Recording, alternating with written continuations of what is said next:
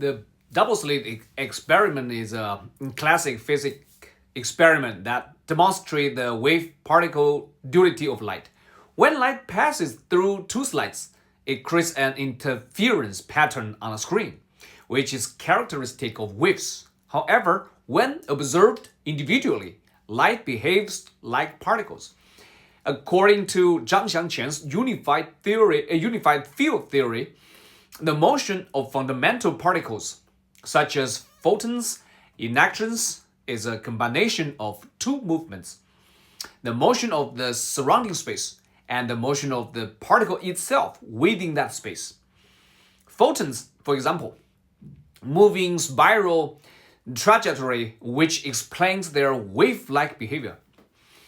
The particle nature of light arises when an accelerating positive charge generates a gravitational field opposite to the direction of the acceleration. This field reduces the mass of nearby electrons to zero, exciting them to move at the speed of light in spiral wave motion. When a photon is observed, its zero mass excitation state, a wave state, interacts with another photon, disrupting the state and collapsing it into a particle. Without observation, this interaction does not occur, and photon continues its wave-like motion.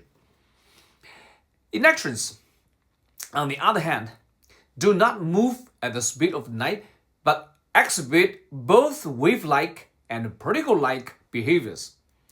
Because their motion combines their own movement with the motion of the surrounding space. This places electrons between photons and ordinary matter.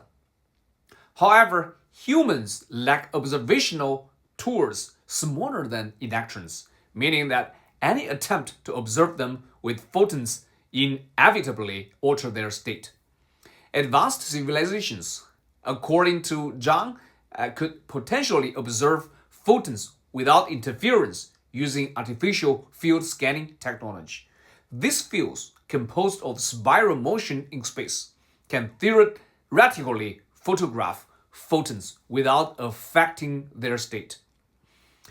Quantum mechanism introduces additional complexities. Objects moving at the speed of light, such as photons, can appear in multiple places simultaneously because they exist in different spiral framework. From the observer's perspective, the distance covered by such objectives appear as zero regardless of the actual distance traveled.